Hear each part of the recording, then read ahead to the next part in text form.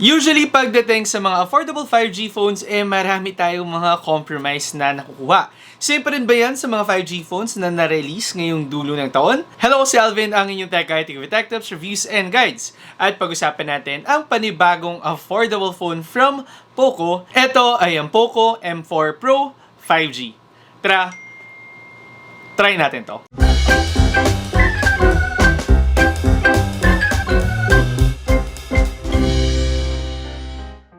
So, syempre, simulan muna natin by unboxing the Poco M4 Pro 5G. At ayun, nakakatuwa lang sa box natin. Medyo dilaw na dilaw ang ating box at kamukha ng ibang brand. Parang pinapanindigan talaga ng Poco na pagdating sa branding, yellow din talaga ang color nila. Anyway, pag tinanggal nyo na ang cover ng kanyang box, of course, nandiyan ang ating compartment. At ang laman niyan, ang ating SIM ejector tool, ang ating mga documents, a jelly case, and then hindi pa rin nawawala ang ating Poco stickers. So, nakakatuwa again na meron tayong mga ganong freebies sa ating phone. Aside pa dyan, of course, ang ating Poco M4 Pro 5G na unit, ang ating USB Type-C cable, and then finally, isang 33-watt charger. So, pagdating sa phone na to, wala tayong wired earphones. Parang dumadami yung mga nare-release recently na walang mga wired earphones na. Pero fortunately naman, still, meron pa rin tayong audio jack para sa Poco M4 Pro 5G. So, ngayon, move on na tayo dito sa ating phone. And ang masasabi ko para sa Poco M4 Pro 5G, nakakatuwa naman yung ginawa nila sa kanilang design. Yes, medyo inspired yung design natin to other Poco M series phones kung saan meron kang parang isolated na black design dito sa ating camera setup, tapos nakalagay yung malaking word na Poco. Pero ang nakakatuwa lang, flat na yung back design natin. Hindi na protruding yung dito sa black isolated part na to. So, nakakatuwa lang na meron silang kakaibang ginawa para sa ating Poco M4 Pro 5G. Sa back design natin, ayun, same siya sa mga other Xiaomi and Poco phones na nakuha natin this year, na meron kang parang gradient back design in matte finish. So, syempre, mas less yung mga fingerprint smudges natin, pero still, nakakakuha ka pa rin para dito sa phone na to. Aside na dyan, wala na actually masyadong kakaiba sa design ng ating Poco M4 Pro 5G. Meron tayong mga onting tweaks, pero still, nagre-remain pa rin yung kanyang Poco M series branding talaga dito sa phone na to. So, aside dyan, of course, is yung sides ng ating Poco M4 Pro 5G. And masasabi ko na nakakatuwa na kasi matte na din yung edges ng ating phone. Syempre, mas classy tingnan para sa akin yung ganun. Tapos, dito sa right side ng phone natin ay ang kanyang lock button that also doubles as a fingerprint sensor. Still, responsive pa rin naman. Actually, lahat nata ng phones at this point responsive na ang mga fingerprint sensor. Meron tayong mga volume buttons sa taas, ang ating IR blaster, at saka ang kanyang isang speaker grill. Tapos, dito naman sa left side niya, ang kanyang SIM card tray. And of course, dito sa baba, another set of speakers. And then, USB Type-C port at saka ang kanyang headphone jack. So again, ayan pa rin tayo sa mga Poco phones of 2021 kung saan nakukuha mo yung mga premium features na hindi mo kadalasang makikita sa mga phones at this price point, making Poco phones more sulit than their competitors.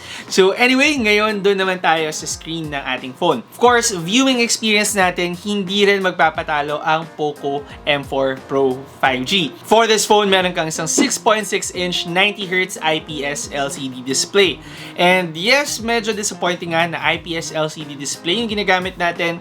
Mas prefer ko kasi yung mga AMOLED display. Pero again nga, pagdating sa mga affordable 5G phones, meron kang mga gantong slight compromise. Aside pa dyan, yung nakakatawa nga sa ating phone, meron kang dual speakers, syempre para mapa-improve pa lalo nito ang iyong viewing experience. Gaming and watching videos on our phone, syempre enjoyable sa Poco M4 Pro 5G.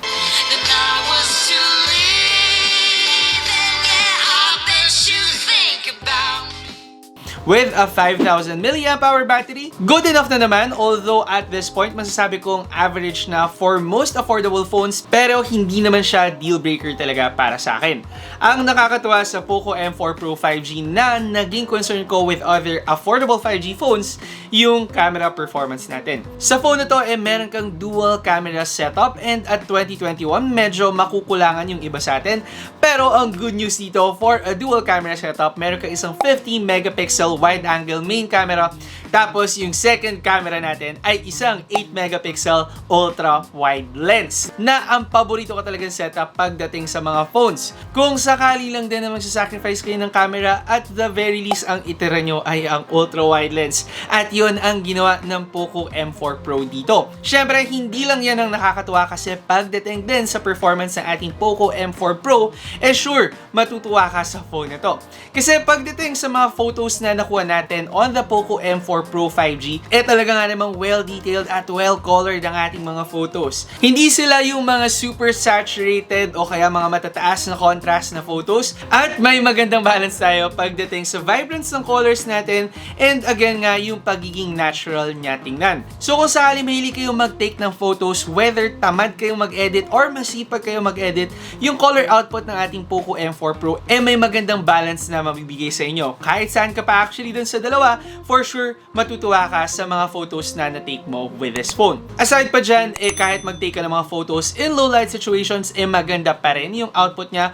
Although, syempre, malaki ang may improve nito kapag gumamit ka ng night mode. Yung sa akin lang yung main concern kapag talagang madilim na, medyo compromise na yung quality ng ating ultra-wide lens, pero still normal pa rin naman to.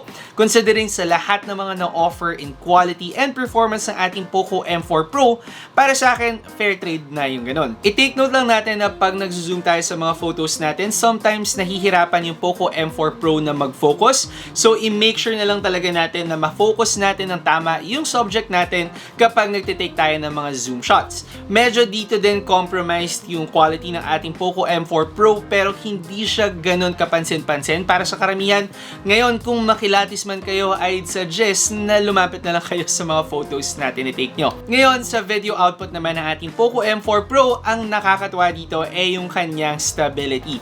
Kung sakali na mahilig kayo mag-take ng mga photos or plano nyo mag-vlog sa inyong mga phones, napaka-stable ng mga videos taken with the Poco M4 Pro 5G. Na again nga, nakakatuwa considering yung price ng ating phone at considering pa na 5G phone ang ating Poco M4 Pro 5G. So in terms of camera performance, masasabi kong maganda ang output na nabibigay niya, and meron tayong mga konting compromise na ma-encounter pero hindi talaga sila ganun katinding deal breaker para sa akin. Enough na sacrifice ito considering na 5G phone nga ang ating Poco M4 Pro 5G at made affordable pa siya. Pero syempre, doon din tayo sa ating gaming performance with this phone, and okay nga din ba maglaro sa ating Poco M4 Pro 5G. With a MediaTek Dimensity 810 5G na chipset, of course, meron ka ng 5G compatibility with this phone.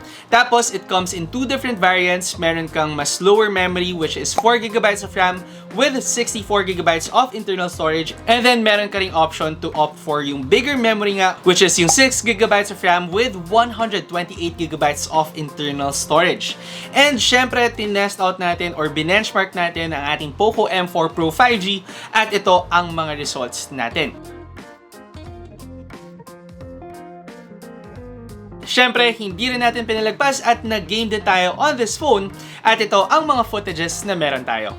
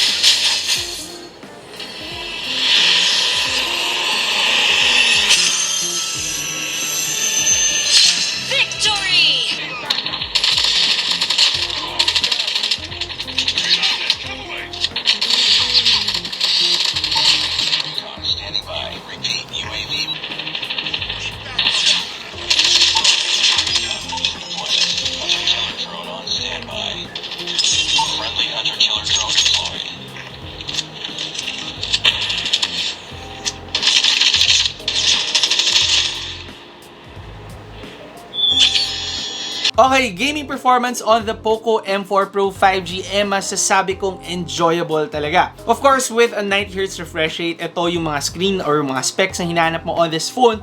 Pero yung pinaka natuwa talaga ako yung stability at saka yung thermal management na ating Poco M4 Pro 5G. With this phone, kahit naglaro tayo ng matagal, hindi siya nag-thermal throttle. Although yes, tumaas pa rin yung temperature natin, pero not to the point na talagang affected na yung performance ng ating phone. Even for hours, hindi naman siya naging problema provided na maglalaro tayo mga 3 to 4 hours on our phone. Aside pa dito, yung nakakatuwa nga sa akin yung stability kung saan syempre hindi tayo naka-encounter ng issues while gaming on this phone. So, again, ito yung mga bagay na hinahanap natin sa ating mga budget 5G phones. Kadalasan kasi when we are gaming on budget 5G phones, either sacrificed yung performance niya, whether camera or for gaming performance, dahil nga ang dami nating sinacrifice kapalit ng 5G compatibility ng ating phone. So far, para sa akin, yung Poco M4 Pro 5G na yung isa sa mga phones na maghahatid sa atin ng isang 5G compatibility with the very least compromise. Considering pa na ang presyo ng ating Poco M4 Pro 5G compared to other 5G phones, nandun din siya sa mas mura na bracket. Pagdating kasi sa presyo ng phone na to, ang ating 4GB variant nagkakahalaga lamang na 11,990 pesos. And if ever man na mas gugustuhin nyo yung mas mataas na memory, 1,000 pesos lang ang difference nila. Dahil 12,990 pesos ang halaga nito. And personally, sasabihin ko na kaagad, kung kaya nyo lang din na mag-stretch ng budget, yung 1,000 peso price difference is super worth it para sa ating Poco M4 Pro 5G. Considering na mas mataas na yung RAM mo, mas mataas pa yung memory mo or double yung storage na makukuha mo, napakalaking plus points yun doon sa ating 6GB variant version na 1,000 pesos nga lang yung price difference. Syempre, in the long run, mas malaki yung benefits natin doon sa mas mataas na memory. Pero aside pa nga dyan, ang nakakatuwa dito, para sa akin, uncompromised yung ating gaming performance, gaming experience, and then yung ating camera performance for this phone. At nakakatuwa para sa akin na nandyan pa rin yung ating ultra-wide lens. Ang kapalit lang talaga ay yung mga macro lens and depth sensor na karamihan naman sa atin hindi rin masyadong nagagamit. Para sa akin, yung mga kokonting sacrifice or compromise natin dito sa ating Poco M4 Pro 5G is super sulit at super worth it para sa isang phone na kung ang priority mo talaga ang kanyang 5G compatibility.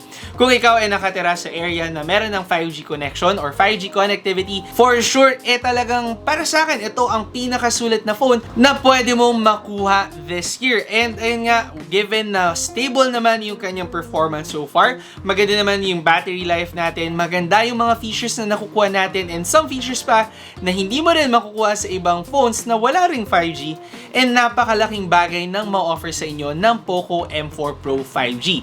And if ever na ayun nga, naghahanap kayo ng phone na to, ilalagay ko na lang yung link dyan down below. At kung sakali, ito ang magiging perfect na Christmas gift sa inyo o kaya sa inyong loved ones. Anyway, yun na ang ating review for the Poco M4 Pro 5G. Hopefully, nakatulong tong video na to para malaman nyo kung gaano kasulit ang ating phone or kung ano nga ba yung dapat na compromise na kailangan nyo isipin. Again, kung meron kayong mga questions, suggestions, o kaya negative reactions sa ating video, of course, i-comment nyo na lang yun down below. And, ayun nga, kung hindi pa kayo nakasubscribe sa ating channel, syempre mag-subscribe by clicking the subscribe button down below at i-hit nyo ang bell icon para ma-update kayo whenever I post videos. Again, ako si Alvin, ang inyong tech guide to give tech tips, reviews, and guides. See you next time. Ingat!